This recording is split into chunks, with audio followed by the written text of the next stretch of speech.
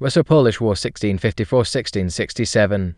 The Russo-Polish War of 1654–1667, also called the 13 Years' War and the First Northern War, was a major conflict between the Tsardom of Russia and the Polish-Lithuanian Commonwealth.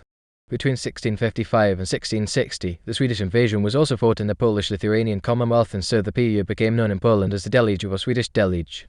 The Commonwealth initially suffered defeats, but it regained its ground and won several decisive battles. However, its plundered economy was not able to fund the long conflict.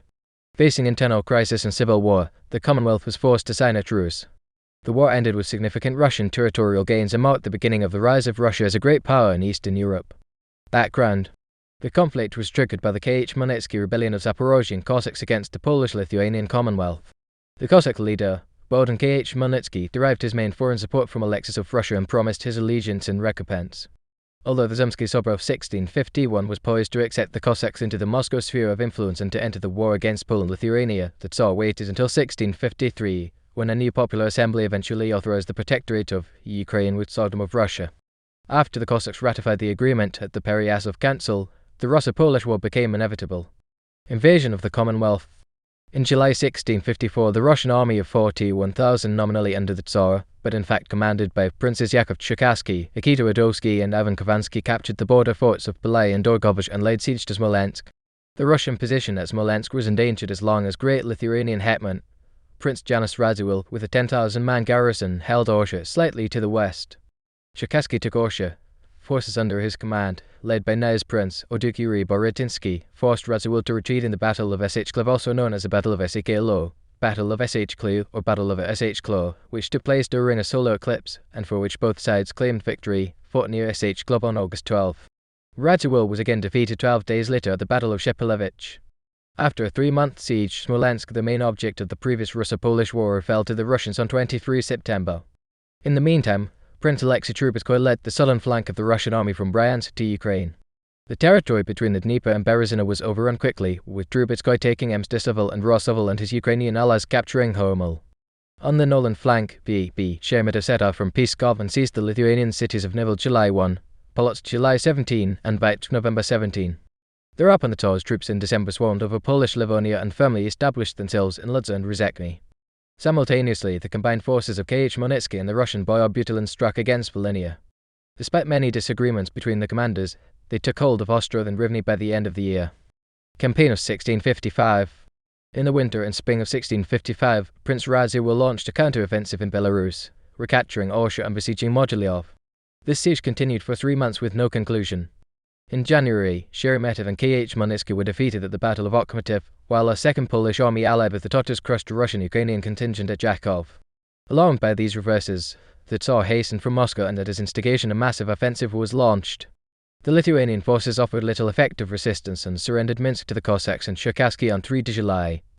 Vilnius, the capital of the Great Duchy of Lithuania, was taken by the Russians on 31 July. This success was followed up by the conquest of Kaunas and Hrodno in August. Elsewhere, Prince Volkonsky sailed from Kiev up the Dnieper and the Pripyat, routing the Lithuanians and capturing Pinsk on his way. Trubetskoy's unit overran Slonim and Kletsk, while Sheremetyev managed little beyond seizing Velizh on June 17.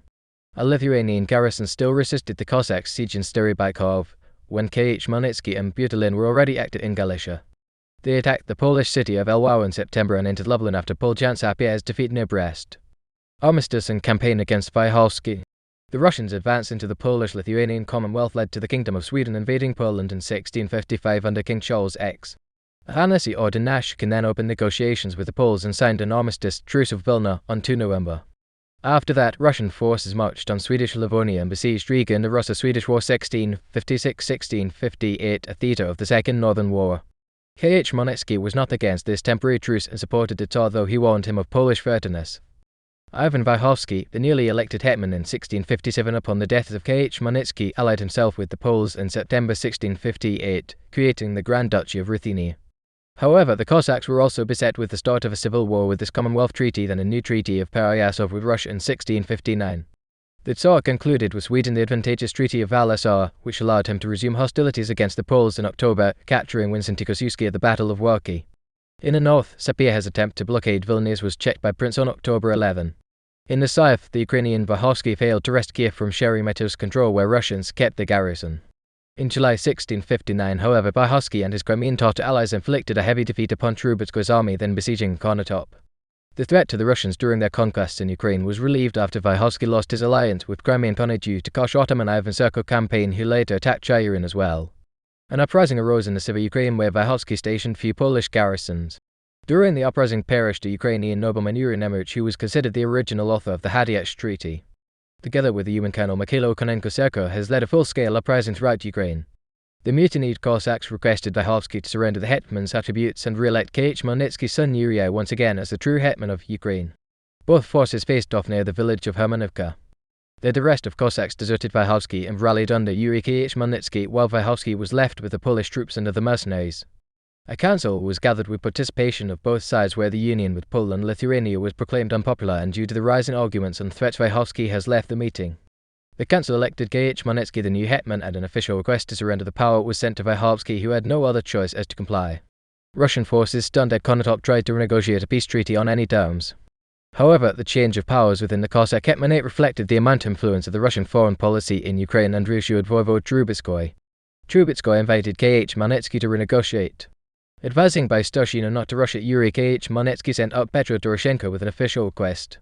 Trubetskoy, however, insisted on the presence of the hetman to sign the official treaty at Pereyaslav's articles. Arriving there, K.H. Khmelnytsky discovered that he was ambushed. End of the war. The tide turned in favour of the Polish-Lithuanian Commonwealth in 1660. King John Roman II Casimir, having concluded the Second Northern War against Sweden with the Treaty of Oliva, was now able to concentrate all his forces on the Eastern Front. Tsar Peha and Stefan Zornecki defeated Khovansky at the Battle of Polonka on 27 June. Then, Potocki and Lubomirsky attacked V.B. Sheremetyev in the Battle of Kudno and forced him to capitulate on 2 November after persuading Yuri K.H. Khmelnytsky to withdraw on 17 October. These reverses forced the Tsar to accept the Treaty of Kardis, by way of averting a new war against Sweden.